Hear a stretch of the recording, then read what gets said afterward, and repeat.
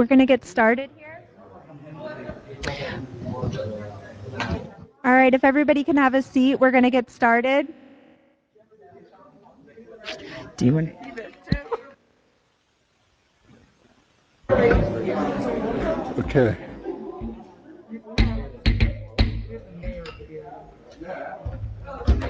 Hi, good evening. We're going to begin the session number 3 of the Echo listening session. And Sarah, would you do a roll call? Jay Pendergast. Here. Pat Northey. Jeffrey Alt. Here. Sarah Lee Morrissey. Here. Pat Patterson. Here. David Romeo. Here. Reggie Santilli. Stacy Simmons. She's online. And Jack Surratt. Thank you. Okay, so we'll start with Carmen giving you an introduction to this evening. All right, welcome everyone. My name is Carmen Hall. I'm the Community Assistance Director. And tonight we have several staff members with us, so I just wanted to take a minute and introduce everybody. We have Russ Brown, who's our Senior County Attorney. We also have Brad Burball. He is our Director of the Ag Center and IFAS at the county. We have Sarah Presley. She is from Growth and Resource Management.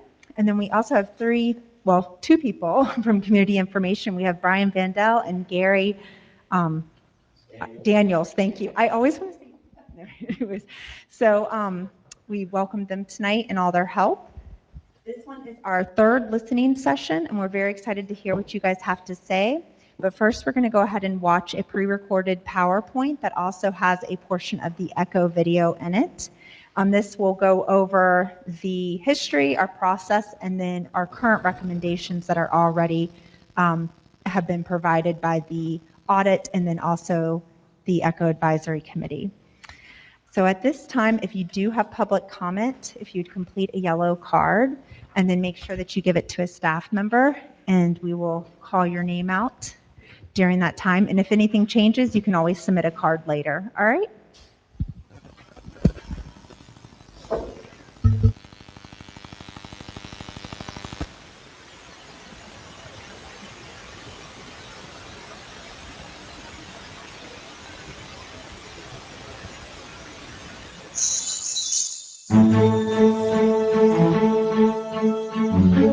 Welcome to today's Echo presentation. Today we're going to give you a brief history of Echo, show you the Echo video, go over the Echo processes for the various grant programs, talk about the recommendations from both the auditor and the advisory committee, and then hear from you with public comments and questions. What is Echo? Volusia Echo provides grant funds to finance acquisition, restoration, construction, or improvement of facilities to be used for environmental, cultural, historical, and outdoor recreational purposes. The Volusia Echo program, generated by a grassroots initiative, resulted from a citizen-approved referendum passed November 7th of 2000. On November 3rd, 2020, Volusia County voters reauthorized the program for another 20 years.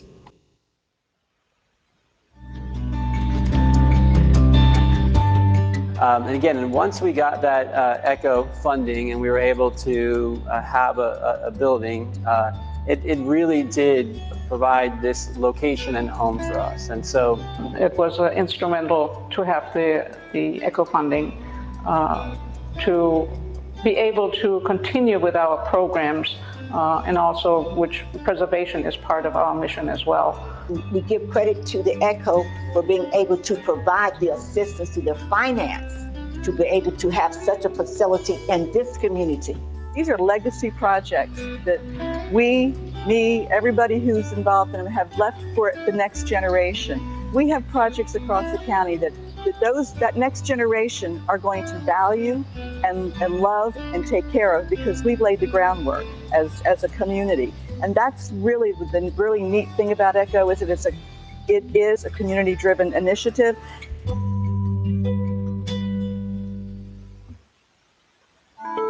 In 1998, Volusia County residents and community leaders brought to the County Council a funding idea to enhance environmental, cultural, historic, and outdoor opportunities. Community members identified goals, purposes, and objectives during multiple meetings. We formed a committee. We went out and did listening sessions around the county and listened to what the people said. If we vote for this, here's what we want you to do. Here's what we want you to spend the money on. This groundswell of support motivated the County Council to approve a resolution to add Volusia Echo to the 2000 ballot. With its passage, voters agreed to contribute 20 cents on each $1,000 of taxable value toward the fund. Today, the average homeowner pays less than $25 a year for the Echo Fund. The funding is used for the acquisition, restoration, construction, and improvement of environmental, cultural, historic, and outdoor recreation projects throughout the county. Eligible applicants are Volusia County cities, nonprofits, and county departments that meet established criteria. The ECHO Advisory Committee recommends grant awards to the County Council for final approval. The County Council also can direct expenditures for county projects deemed of broad community significance. Since 2001, 229 awards exceeding $88 million have been made.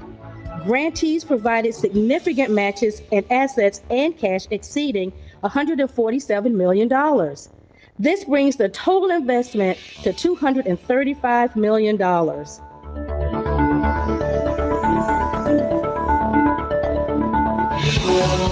Volusia County has a diverse and delicate ecosystem ranging from low beach and marsh areas to high and dry pine forests.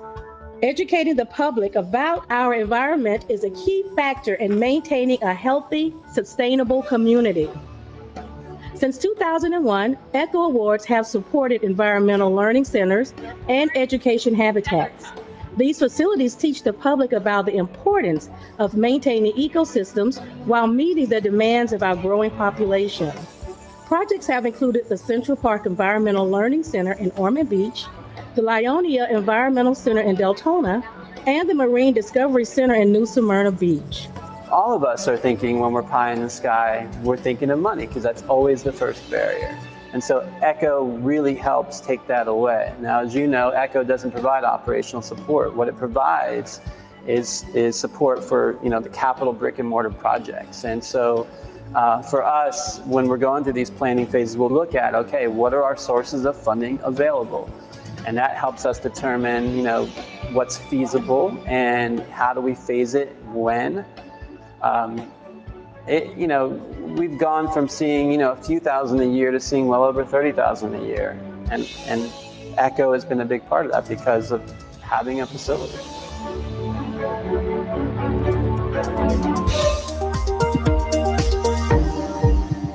Cultural activities improve quality of life and bring the community together to experience the arts.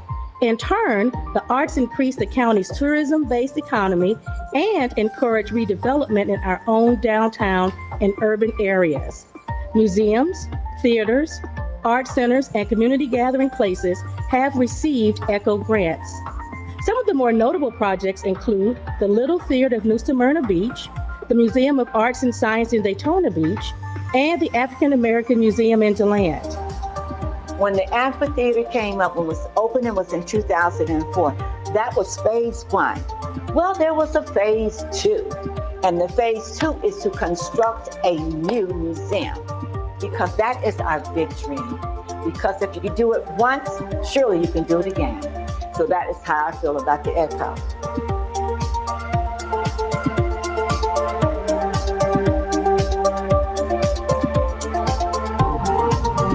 Volusia County is home to over 200 sites on the National Register of Historic Places. They include downtown neighborhoods, individual buildings, archaeological sites, and agricultural and educational districts. ECHO funds have enabled the acquisition, stabilization, or restoration of many of our historic properties. Examples are Lillian Place in Daytona Beach, Athens Theater in DeLand, and the Pioneer Art Settlement in Barberville.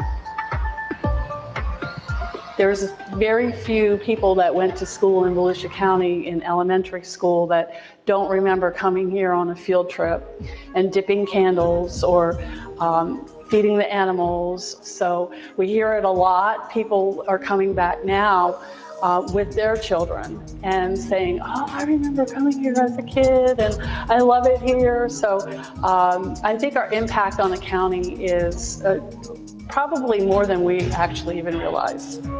In 2010, the Florida Trust for Historic Preservation awarded Volusia County the Outstanding Organization Achievement Award for its commitment to historic preservation through the ECHO program. Without the ECHO funds, the settlement, I can't even imagine what it would be, because the two buildings that the ECHO funds have helped us with are so important to our existence.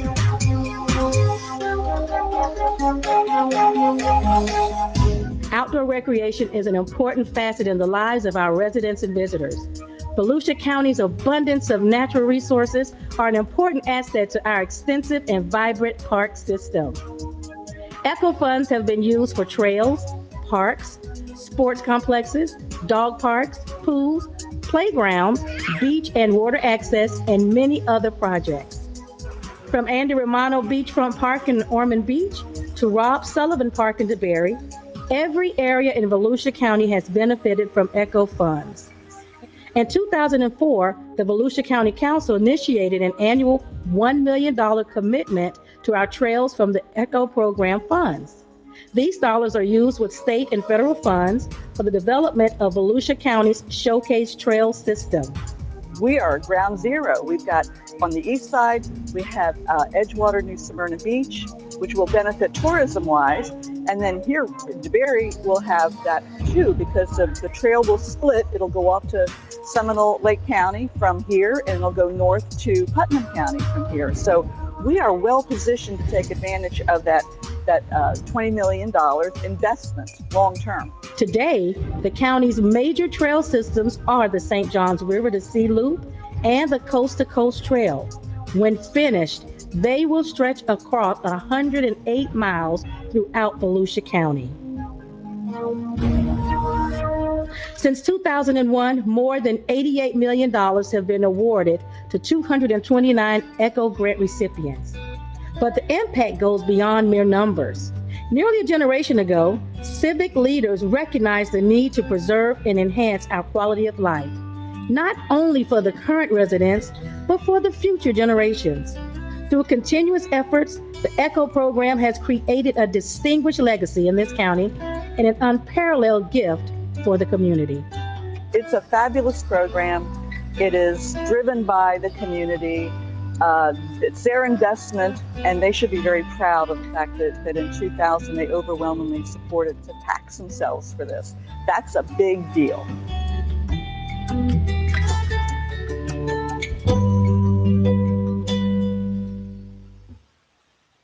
There are 4 ECHO project types.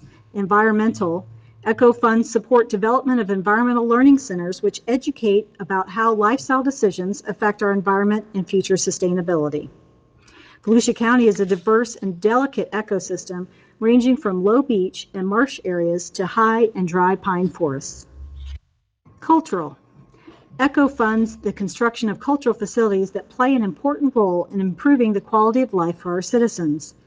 The arts increase the county's tourism-based economy and encourage redevelopment in our downtown and urban areas. Historic. Volusia County is home to over 200 sites listed on the National Register of Historic Places. ECHO policies were approved to encourage restoration and acquisition of these endangered facilities. Outdoor recreation. Outdoor recreation, and especially in our parks, plays an important role in improving quality of life. Additionally, our trail system meanders as a linear park throughout Volusia County. The standard ECHO project process. Standard projects have a maximum grant award of $400,000 and require a 1-to-1 match. Mandatory workshops. A representative from the applicant must attend a workshop.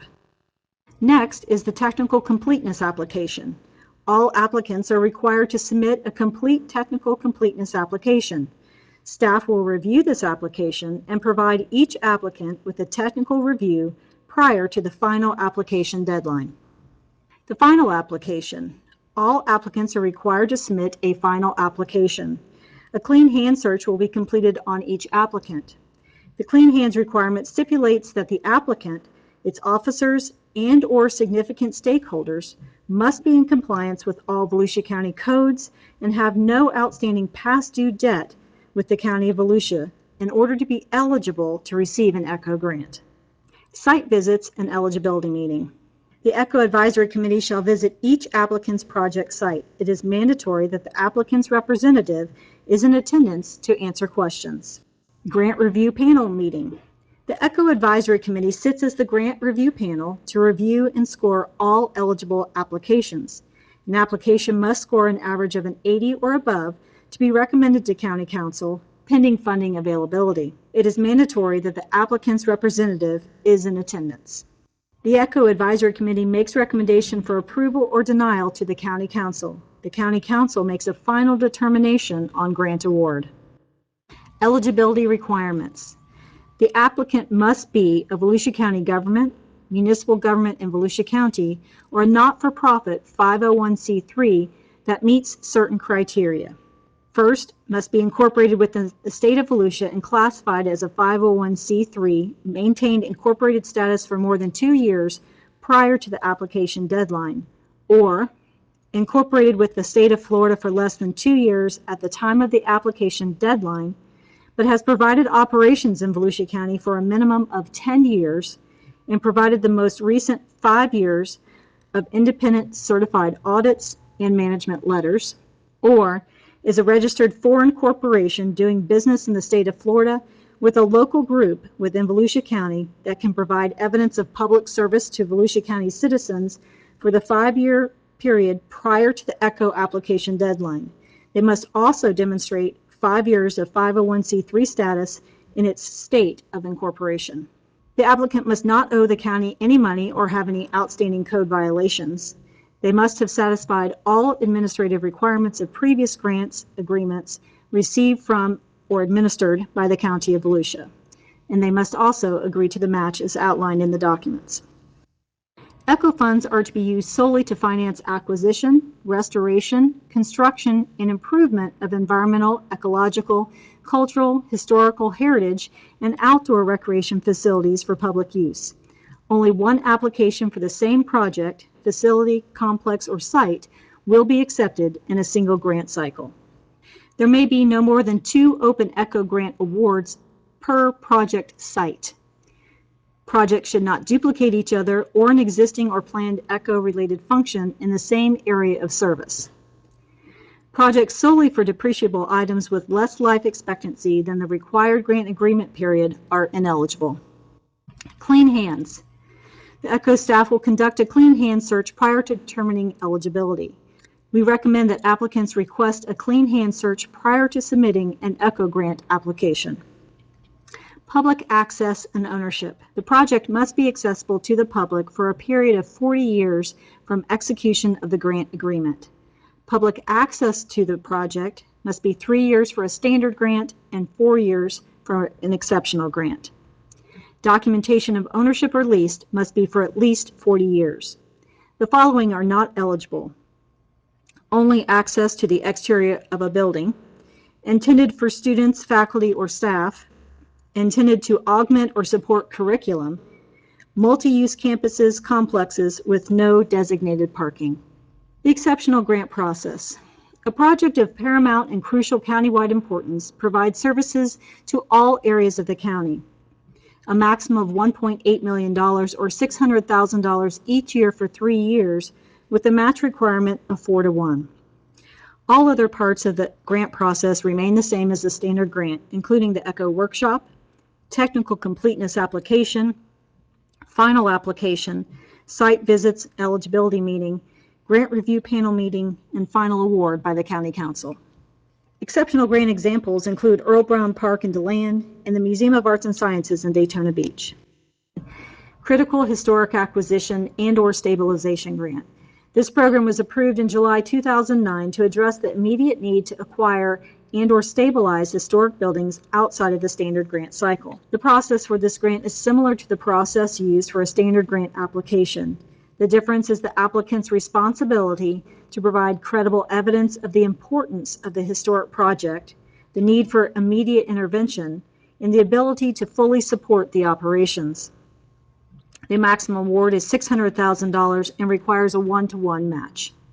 Direct county expenditure process. Resolution 2001-56 allows for the County Council to fund projects by direct county expenditure for county government projects or by grant and aid awards. Resolution 2013-202 states the County Council will present direct county expenditures of ECHO funds to the ECHO Advisory Committee for review. Internal audit.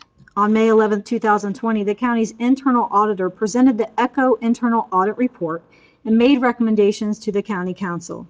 On June 25th and July 30th, 2020, the ECHO Advisory Committee reviewed those recommendations, accepted them, and made recommendations of their own. This presentation lays out both sets of recommendations. Increase the standard grant award from $400,000 to $600,000 annually. The source of that recommendation is from the audit and from the committee. Reduce the percentage of cash match required for nonprofit organizations depending on the nonprofit size. The source, again, was from the audit and the committee. For the cash match, the percentage is reduced from 50% and is dependent on the nonprofit size.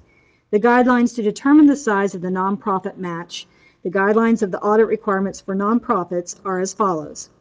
The average of the last 3 fiscal years' operating revenues or expenses is used to determine the percentage of cash match that must be provided.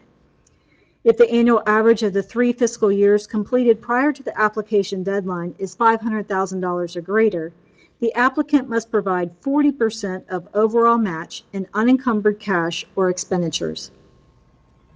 If the annual average of the 3 fiscal years completed prior to the application deadline is less than $500,000 and greater than $250,000, the applicant must provide 30% of overall match in unencumbered cash or expenditures. And if the annual average of the 3 fiscal years completed prior to the application deadline is less than $250,000, then the applicant must provide 20% of overall match in unencumbered cash or expenditures. Include language that requires staff internal final completeness review to include if a project has public accessibility regardless of anticipated future phases. The source was the audit. Increase exceptional awards from $1.8 million to $2 million.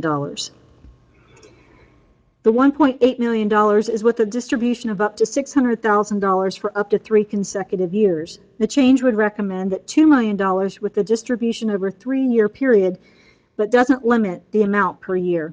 This still requires that the exceptional project has a regional impact. Additionally, we would change the match requirements for exceptional awards from 4-to-1 to 1-to-1.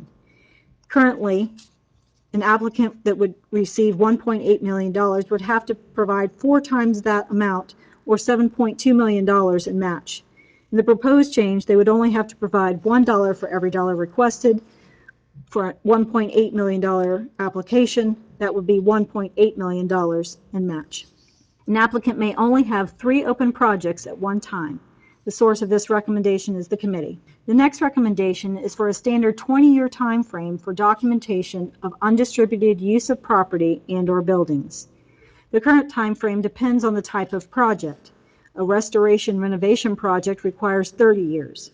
Expansion addition projects, 30 years, and new facilities require 40 years of undistributed use of property and/or building sources. The current time frame depends on the type of project. Restoration renovation projects are for 30 years. Expansion and addition projects also 30 years, and new facilities are 40 years. This recommendation would require 20-year time frame from documentation of undistributed use of property and/or buildings. The source is the committee. The public access changed from 4 years from award to 3 years from award for a standard grant. Public access changed from 4 years from the dates of last award to 4 years from initial award for an exceptional grant. Construction documentation requirements were elaborated to ensure projects are ready to move forward if awarded a grant. Source, the committee. Require the business plan, feasibility study, and marketing plans to be specific to Volusia County. Source, committee.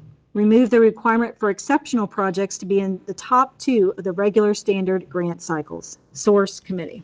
Include language that requires the clean hand search is maintained in the project file. Source, the audit. Require ECHO grant agreements to be executed by the applicant prior to County Council approval. If approved, the County Council will execute the agreement on the date of approval. Source, the audit and committee. Require that proof of a performance bond naming Volusia County as a co-obligee be submitted before a notice to proceed is issued. Require the Volusia County logo and ECHO logo to appear on the project and applicant website in an all media, print or electronic for the project within 90 days of award. Source, the committee. Include language that any extension requiring more than an additional 365 days beyond the time period will be reviewed only twice a year. Include language that a summary of the quarterly reports will be provided to the ECHO Advisory Committee. If quarterly reports are not submitted or not submitted timely for 2 consecutive quarters, the grantee will be required to attend an ECHO Advisory Committee meeting and provide a status update. Quarterly reports are due on the 15th day after the end of the quarter. Include language that site visit and completion of a monitoring worksheet will occur at least twice a year during the construction phase. Source, audit and committee. Include language that projects will be visited and a completion of a monitoring worksheet will be completed on a tri-annual basis. If there are concerns, a site visit will be completed on an annual basis or more frequently if warranted, until the project receives 3 consecutive clean monitoring reports. Source, audit and committee.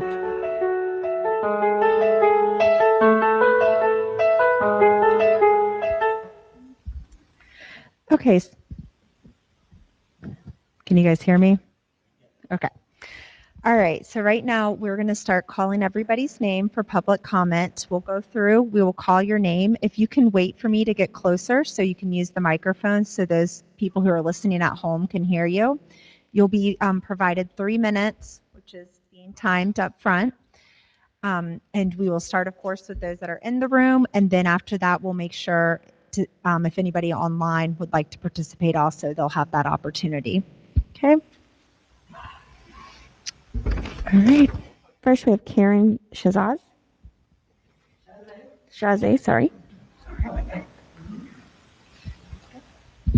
Hello, Karen Shazay. For myself as an individual resident of Volusia County and also in my role as DeBerry Mayor, but being clear that I speak only for myself and not for the council. First of all, I would like to congratulate the committee on the additional recommendations as outlined in the video. I think that these are extra safeguards that we will benefit from in the process and the program will benefit from.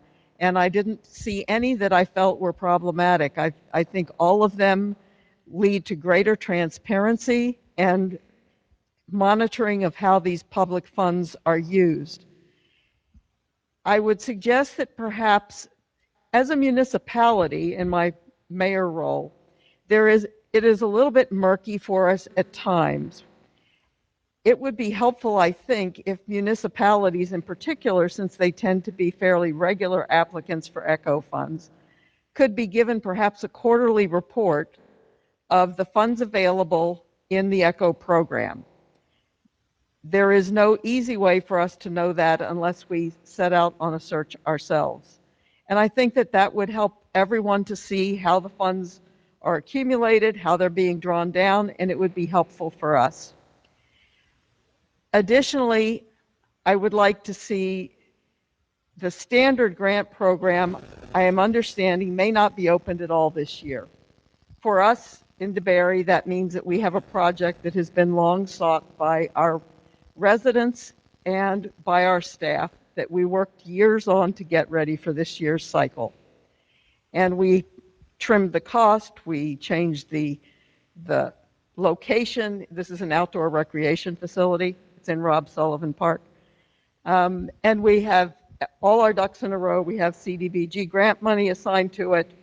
But if the standard grant cycle is not to be opened in this fiscal year, and I do understand the challenges because you will finish these listening sessions, then you will have some organizational things to handle, and the fiscal year is going to be over September 30th. For us, it will mean that we will have to reassign the CDBG money because we don't want it lost. The project will not get done for yet another year.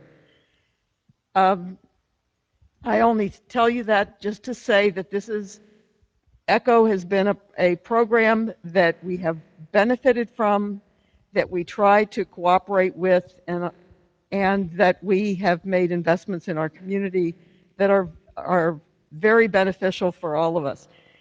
The one process that is moving through is a direct allocation in the county. It's a little hard to sit on the sidelines with your standard grant not being considered and seeing a major one going through with what I understand will be perhaps 2 ECHO grants, a historic preservation grant and a direct allocation grant, with a fairly small 501c3 match as collected to date. I'm not saying it's wrong. I'm not saying anything about that project. I'm just saying it's a little hard to be the standard grant proponent waiting in the wings for the time, playing by the rules, and to see other things happening on a much accelerated time schedule. But that would be my only comment on that. But great appreciation for your work.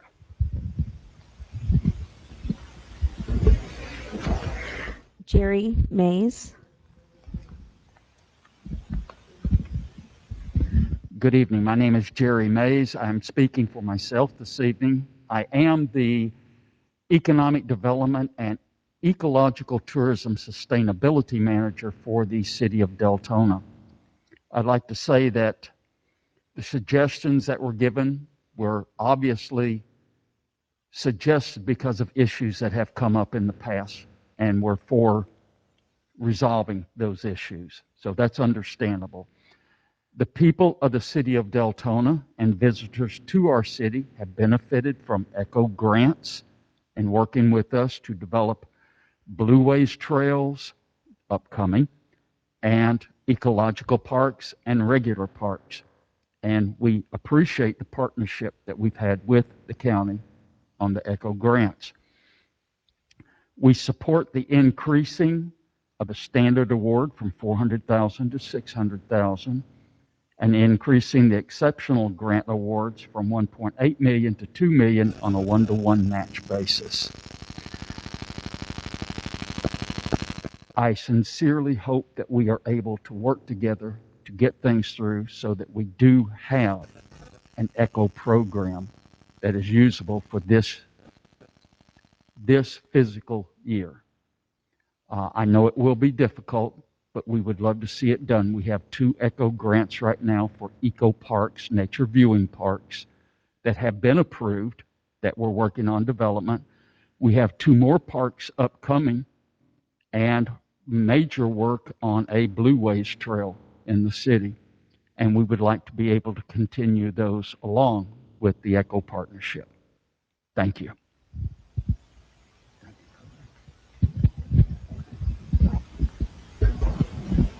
Bob Sayre.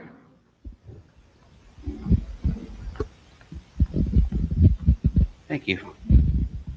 My name's Bob Sayre, and I'm the Vice Chairman at Enterprise Preservation Society. We own the Enterprise Museum. We're a small 501c3 with no paid staff. And I can't say enough good about ECHO, because if it wasn't for ECHO, we wouldn't have any of this stuff.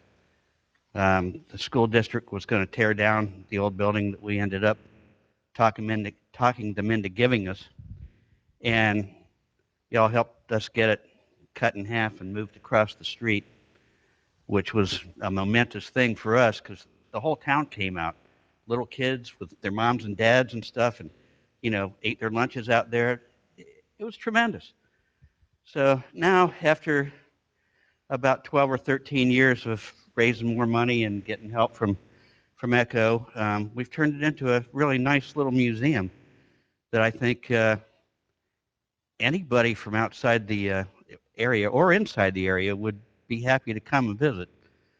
I had relatives from Ohio came down here a couple weeks ago from the old country, and I took them in there, and they were oh my God, I had no idea that riverboats came here and did any of this stuff. And I said, yeah. And I showed him where the kids' home was and said, that's where the hotel you saw on that storyboard was. And see, if you look out there real well, you can see the old wharf or parts of it up, and that's where the boats pulled up. Well, they were just dumbfounded and said it was just a terrific opportunity to get some history. And they've got a little 13-year-old kid that he's into that stuff. So it was good. But like I said, you've been a big part of helping us.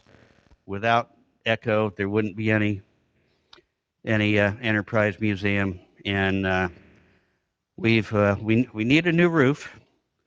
We've been waiting. We've raised some money, but we've also got, I think, like Mary Ellen was describing, a Plan B.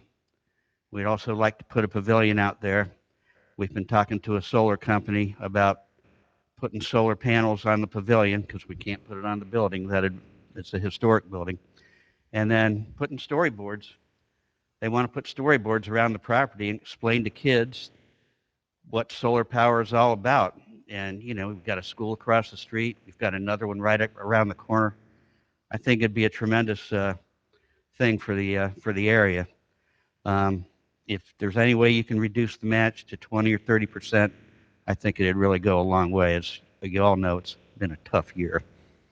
So thank you very much.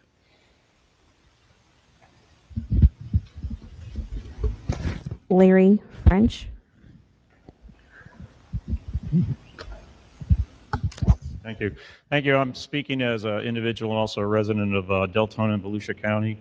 I've been here for all my life, basically in Florida, and I've seen a lot of the changes that have occurred.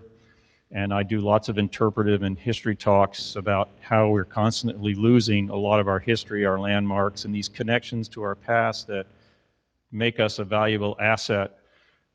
And I cannot fathom where we would be today in Volusia County if we didn't have programs like ECHO.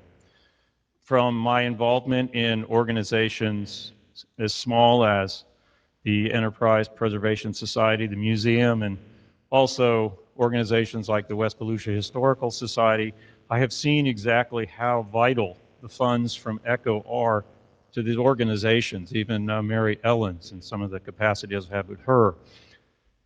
The function of this grant program is what breathes life into a lot of these organizations and allows them to preserve, protect, and to maintain some sort of interpretive connection to the past of all these assets we have in Volusia County. I'm constantly benefiting from the trails and all of the other aspects that I see from ECHO within my own community, and I cannot thank you all enough for pushing ahead and allowing to have the program continued. The tax is something I would gladly give to my government because I see it daily, how it improves my community and how it improves my lifestyle in all the different aspects that ECHO stands for. The program, as I see from your recommendations and suggestions, is only going to be improved even that much more now that it's been renewed, and I encourage you to continue in this strain because being in some of the organizations I've been at that have sought grants, I've seen how difficult it can be for a small organization to be able to meet those matches or to come up with some of that paperwork. The workshops and the other assets that give information about your program are vital to a lot of these organizations. Without your funds, a lot of those places can't exist, and a lot of these things that we have here and that we call dear to our Volusia County would not exist. I've seen a lot of it, and I've seen a lot of it disappear, and it's why I've been involved in historic interpretation, and I just thank you all for your work. I encourage you to continue it, and I hope that you get lots of positive feedback from these workshops and that this program continues indefinitely. Thank you.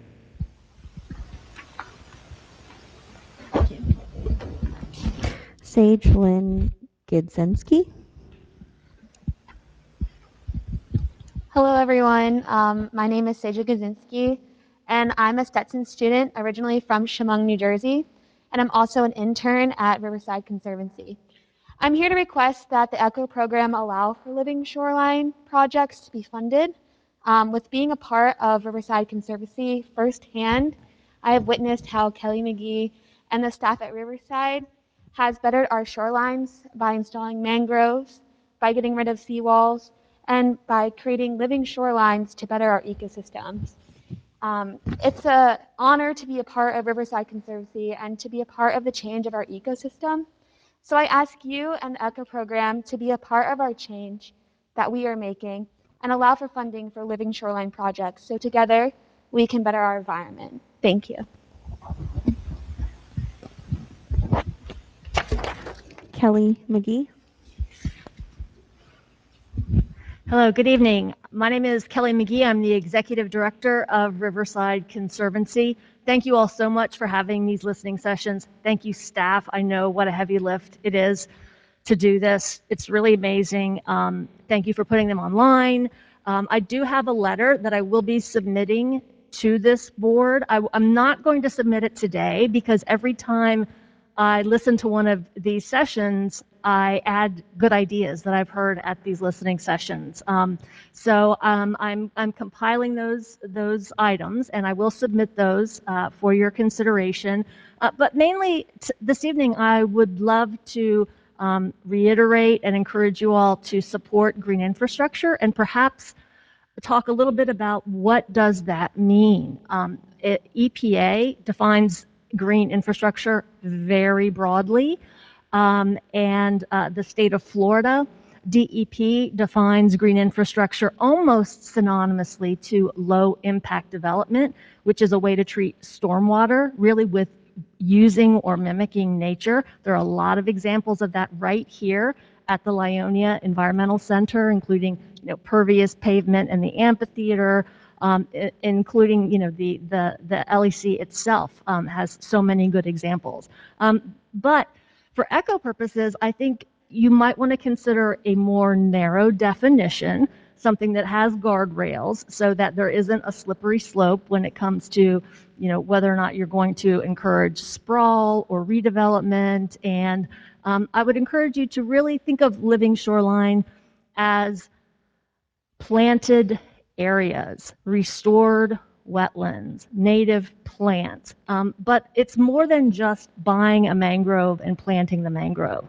There are maintenance requirements to living shoreline, and there are educational needs because the aesthetics of a living shoreline can be very different from what folks are used to with mowed shorelines or sodded areas. And so we would encourage you all to incorporate those things. I've got some real specifics on that I will submit.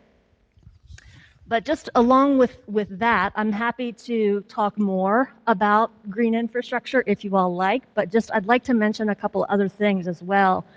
I'd encourage you to allow the full purchase price of the land to be used as cash match for these projects. I can identify 3 right off the bat that would be wonderful ECHO projects if that were to happen. We fully support the continuing of the $1 million for the county's trails program as it exists. It is a great example of leadership. Again, allowing living shorelines to be considered for ECHO funding, living shorelines planting and maintenance, and allowing a percentage, maybe 15% for project management for the EPCO applicants. I think that would help greatly in getting some of these projects off the ground. So my time is wrapping up, but we will be submitting the letter with more specifics, and thank you again so much for your time and consideration.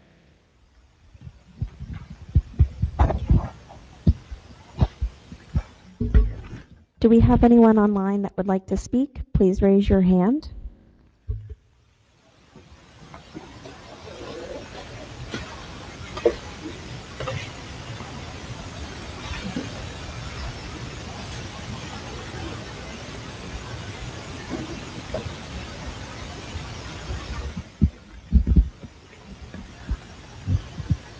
All right, we'll give a few more minutes for those online. If they would like to speak, they can raise their hand. Are there any comments or questions from the committee?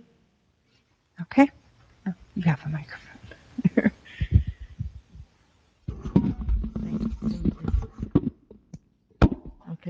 Kelly, could you, for benefit of the committee, when you talk about living shorelines, could you give us an example of what exactly a program would be? What would it consist of? What would you, as an ECHO recipient, if we allowed living shorelines, how do you see that? What would you be presenting to us so that there's clarity on what this is?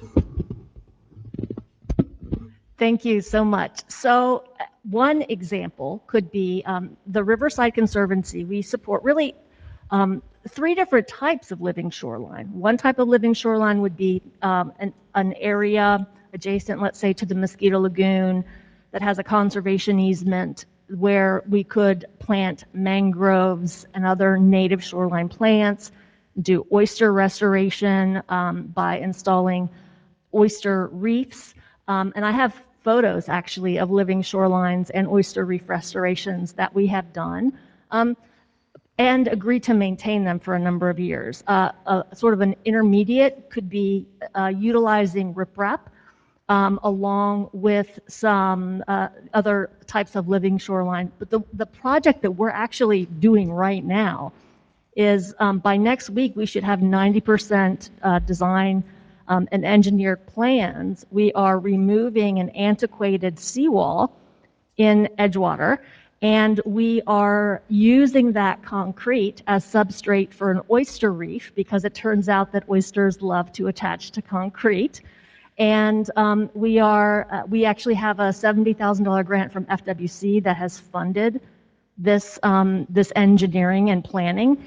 And as soon as we have that, we would like to break ground. And so allowing the value of the donated land to be used as match for an ECHO project would allow us to move forward. I mean, we're going to move forward with this project either way, but the timing certainly is, is something to consider because we are ready to go with this shoreline project. But it could also be used, cities could use it. There are lots of tools, conservation easements could be utilized, and really there could be almost an emergency category for restoration after a storm in order to improve the resiliency and the sustainability of some of these projects.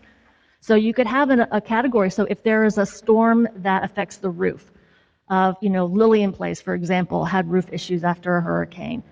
That could be, an emergency category to maintain these really crown jewels that we have in Volusia County, which are previous ECHO recipients. So does that answer your question? Can I just follow up? ECHO has a requirement that probably is going to go from 40 years to 20 if the council supports that. How would you see the kind of project that you're talking about being monitored to ensure that ECHO dollars, in fact, are spent appropriately over the life of the... That's a really great question, and there's two ways. So if the organization itself, like Riverside Conservancy, if we applied and received an ECHO grant, we could submit a monitoring plan for that 20 years. We just completed a shoreline in Edgewater where we committed to 2 years. It was only $15,000.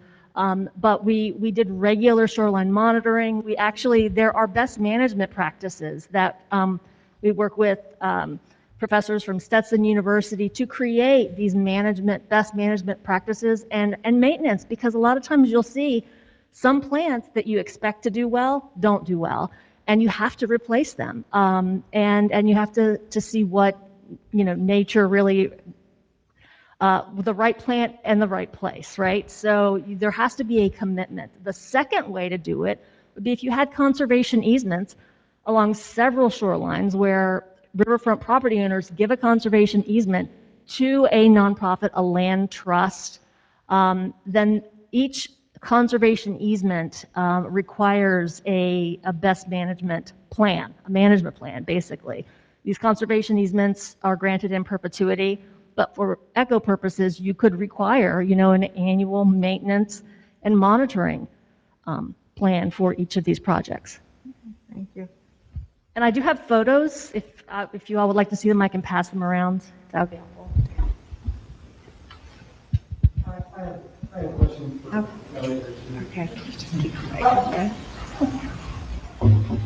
How long has the Riverside Conservatory been in existence?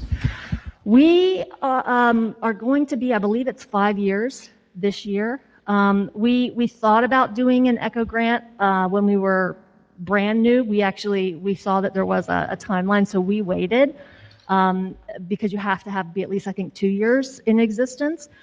And actually in our third year, we requested and were awarded a Stan Mayfield Working Waterfront grant for about $780,000 to restore the historic 7 Mile Fish Camp. We didn't end up applying for an ECHO grant, but that's the type of project that we have the capacity to support. My next question is why you haven't submitted an application for, but I understand that. Do you also have a master plan that's associated to the lagoon?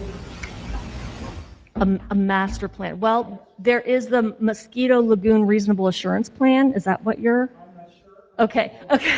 So there.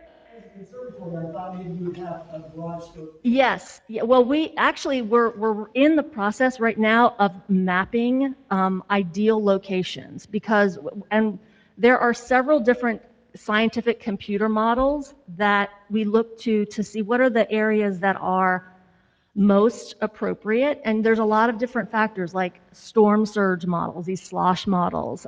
Stetson and UF-IFAS, I believe, they're finishing up a shoreline suitability model. And so basically what we're doing is we have targeted as an organization first southeast Volusia shorelines, ultimately all of Volusia County, so up to the Flagler line, shorelines also in the St. Johns River, but I shouldn't have said ultimately shorelines up and down the East Coast, but that really requires partnerships with these other land trusts. So we're starting local, nail it, and then scale it. That's our plan. Okay. And we can submit maps, actually, if you'd like to see the areas where we're working. Well, I was just really focusing on the lagoon itself because we know it's in crisis, and you seem like an organization that's dealing with that problem, and it fits nicely to what we do. So I have great interest in it. Thank you. Thank you.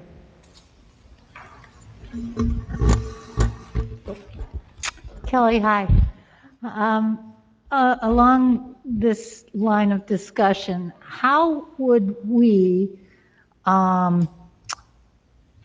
relates a little bit to Jack's question, what if a private property owner who has some significant frontage wants to use, well, maybe I'm answering my question, because an applicant has to be a 501c3. How do we ensure that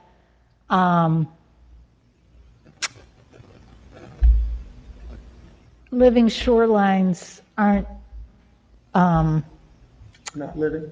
well, the concept and the benefit of it isn't abused?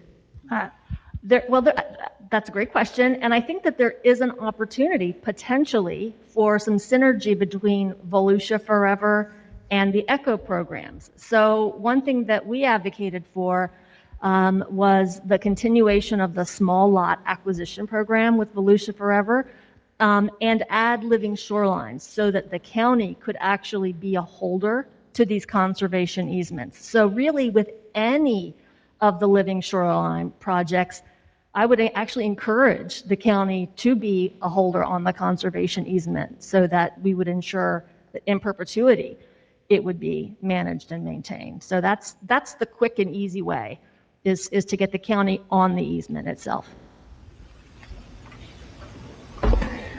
Yeah, a couple questions, Kelly.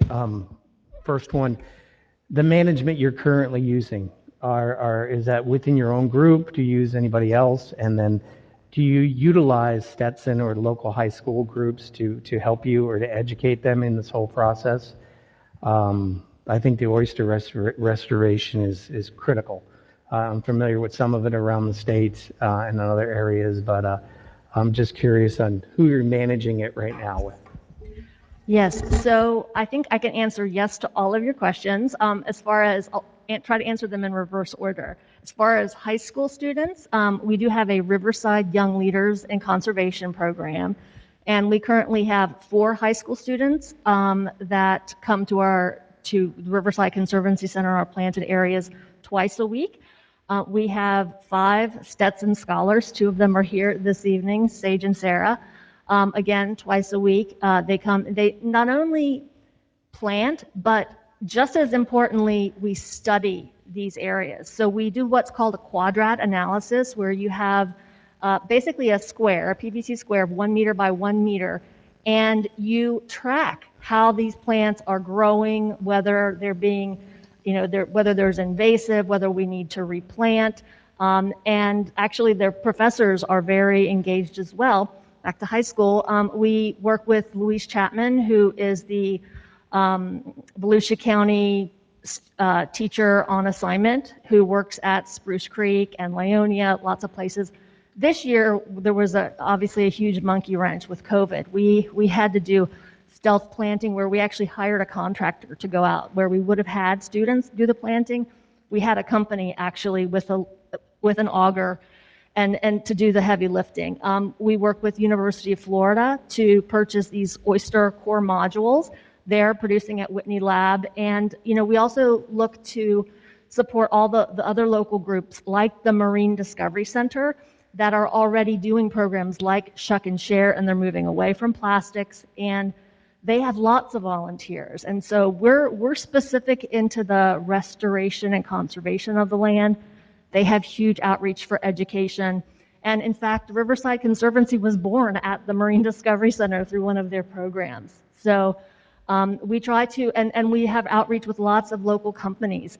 We've met with Boston Whaler, and as soon as we can get people out again, they have people, they're very committed to the water, all their employees. And they will dedicate, hours to letting them come out and do shoreline restoration.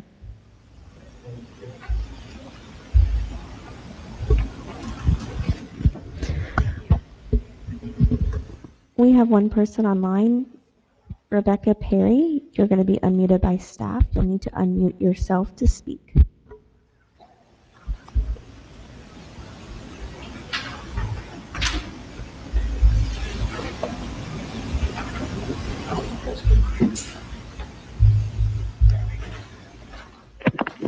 Hi, this is Rebecca Perry. I'm with the North Florida Land Trust, and I have a couple of comments.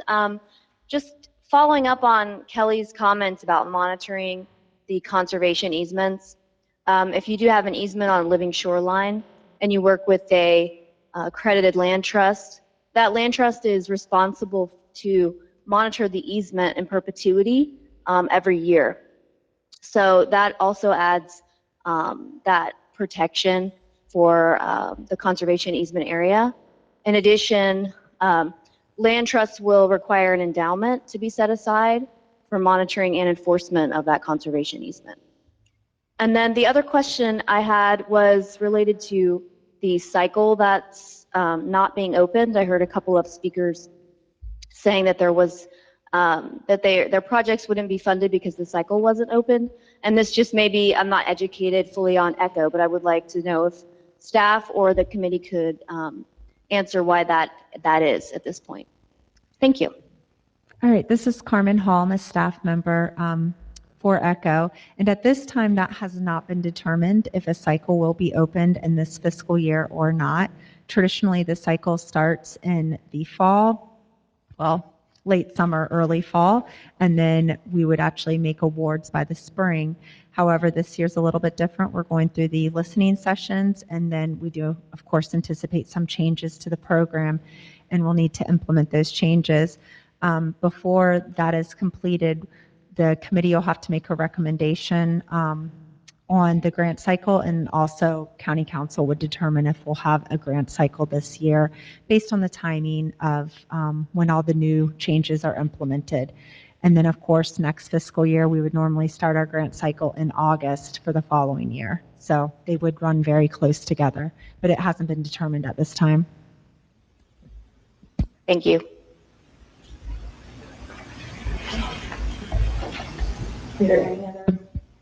Are there any other public comments or any other questions, comments from the committee? I just want to say one thing. Maybe because this is my town. Deltona has really benefited from ECHO. And if you look at this pamphlet that Jerry had brought out, it's Explore Nature Parks in Deltona, Florida.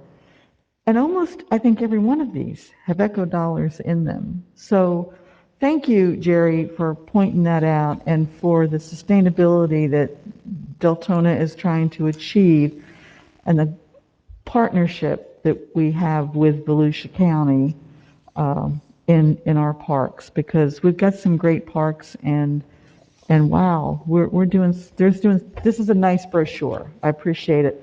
And I'm just looking to see if there's an echo. If there's an echo, there needs, perhaps on the next group we could put an echo logo, you think?